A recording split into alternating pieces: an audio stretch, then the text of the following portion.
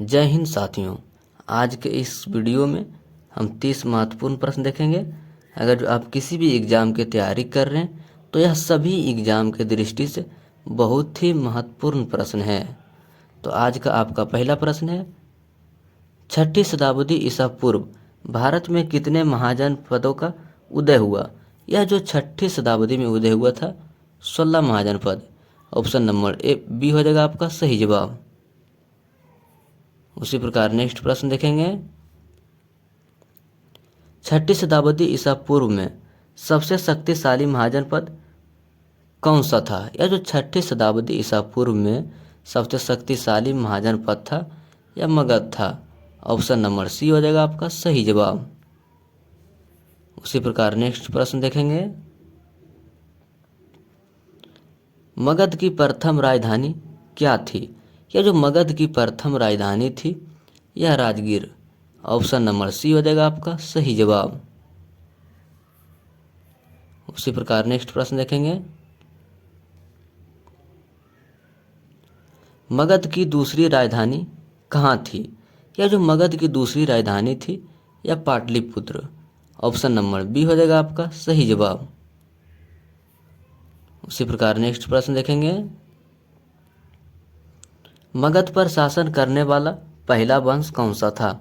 यह जो मगध पर शासन करने वाला पहला वंश था यह हर्यक वंश। ऑप्शन नंबर सी हो जाएगा आपका सही जवाब। अगर जो आप किसी भी प्रश्न का जवाब पहले से ही जानते हैं तो उसका जवाब आप कमेंट सेक्शन में बता सकते हैं। अगर जो आप चैनल पर नए हैं तो चैनल को सब्सक्राइब करके चैनल से जुड़ जाइएगा। देखते हैं नेक्स्ट प्रश्न। नेक्स्ट प्रश्न है, हर्यक वंश का पहला शासक कौन था?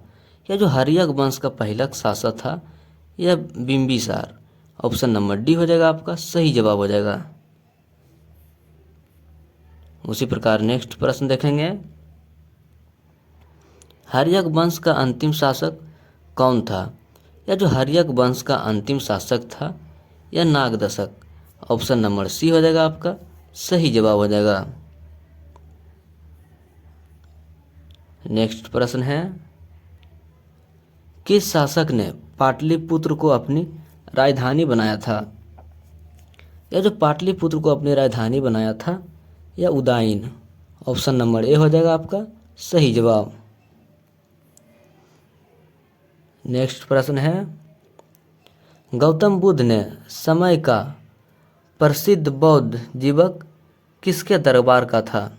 यह जो दरबार का था आपका सही जवाब हो जाएगा बिंबिसार। ऑप्शन नंबर डी हो जाएगा आपका सही जवाब।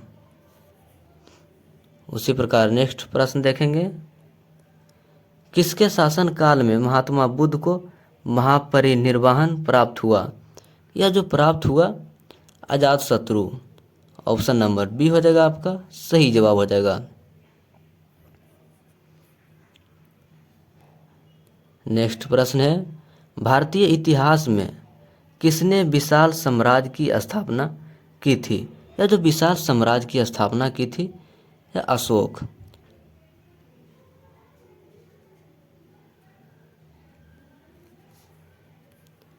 नेक्स्ट प्रश्न देखेंगे, किस शासक ने अंग को मगध में विलय कर लिया?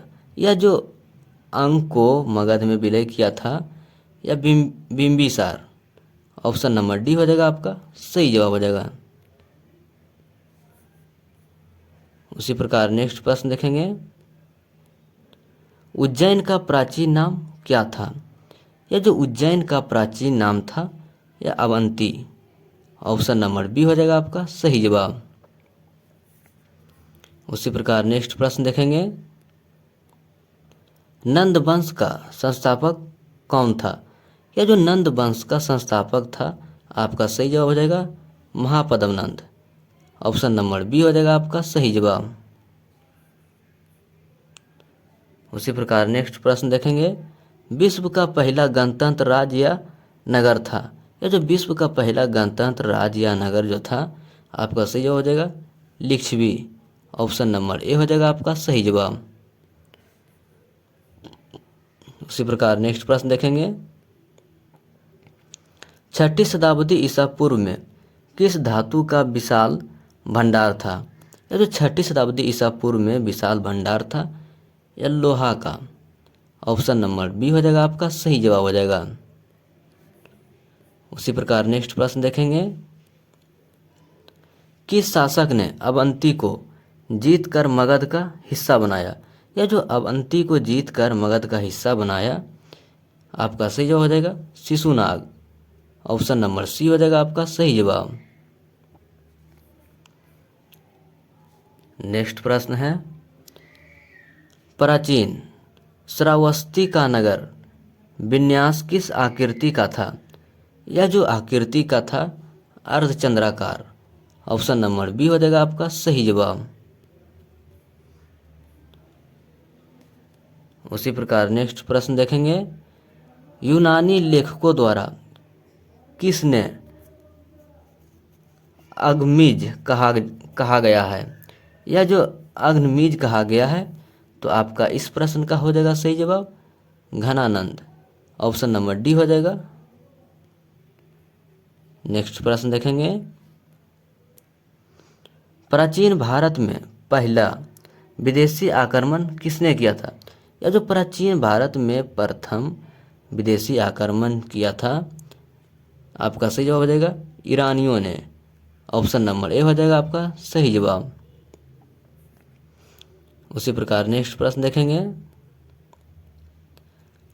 प्राचीन भारत पर दूसरा विदेशी आक्रमण किसने किया? या जो प्राचीन भारत में दूसरा विदेशी आक्रमण किया था, या यूनानियों ने। ऑप्शन नंबर बी हो जाएगा आपका सही जवाब हो जाएगा। उसी प्रकार नेक्स्ट प्रश्न देखेंगे, चंपा किस महाजनपद की राजधानी थी? यह जो चंपा थी यह अंग महाजनपद की राजधानी थी। ऑप्शन नंबर ए हो जाएगा आपका सही जवाब। उसी प्रकार नेक्स्ट प्रश्न देखेंगे, मगध साम्राज्य का वर्णन किस ग्रंथ में मिलता है? यह जो मगध साम्राज्य का जो वर्णन मिलता है, यह अंगुत्तर निकाय और भगवती सूत्र, या दोनों में मिलता है। तो आपका सही जवाब हो जाएगा उपर्युक्त दोनों। ऑप्शन नंबर सी हो जाएगा सही जवाब। उसी प्रकार नेक्स्ट प्रश्न देखेंगे, राजा नंद का उल्लेख करने वाला अभिलेख प्रमाण कौन सा है? यह जो राजा नंद का उल्लेख करने वाला अभिलेख प्रमाण है, तो आपका सही जवाब हो जाएगा हाथी गुफा अभिलेख। ऑप्शन नंबर बी हो जाएगा आपका सही जवाब। उसी प्रकार नेक्स्ट प्रश्न देखेंगे, छठी शताब्दी ईसा पूर्व में बड़े जनपदों के उदय का कारण था। यह जो उदय का कारण था, आपका सही जवाब हो जाएगा ऑप्शन नंबर ए हो जाएगा व्यापक पैमाने पर लोहे का उपयोग। ऑप्शन नंबर ए हो जाएगा आपका सही जवाब। उसी प्रकार नेक्स्ट प्रश्न देखेंगे, महाजनपद काल में सबसे ज़्यादा लोहे की खान किस महाजनपद में था? ये जो सबसे ज़्यादा लोहे का खान था, यह मगध महाजनपद। ऑप्शन नंबर बी हो जाएगा आपका सही जवाब हो जाएगा। उसी प्रकार नेक्स्ट प्रश्न देखेंगे, सिकंदर ने भारत पर कब आक्रमण किया? यह जो सिकंदर ने भारत पर आक्रमण किया, यह 326 ईसा पूर्व। ऑप्शन नंबर डी हो जाएगा आपका सही जवाब हो जाएगा। उसी प्रकार नेक्स्ट प्रश्न देखेंगे, किस शासक को कुनिक कहा जाता है? यह जो कुनिक कहा जाता है, यह अजातशत्रु को। ऑप्शन नंबर सी हो जाएगा आपका सही जवाब हो जाएगा। नेक्स्ट प्रश्न है, गोदावरी नदी के तट पर स्थित महाजनपद कौन था? यह जो गोदावरी नदी के तट पर स्थित महाजनपद जो था, आपका सही जवाब हो जाएगा अस्मक।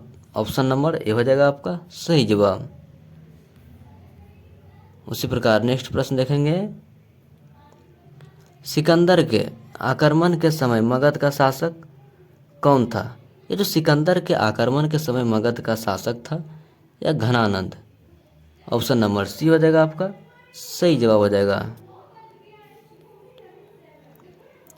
नेक्स्ट प्रश्न आपका है, बौद्ध धर्म के संस्थापक किसने की? ये जो बौद्ध धर्म की स्थापना किसने की? इस प्रश्न का जवाब आपको कमेंट सेक्शन में बताना है।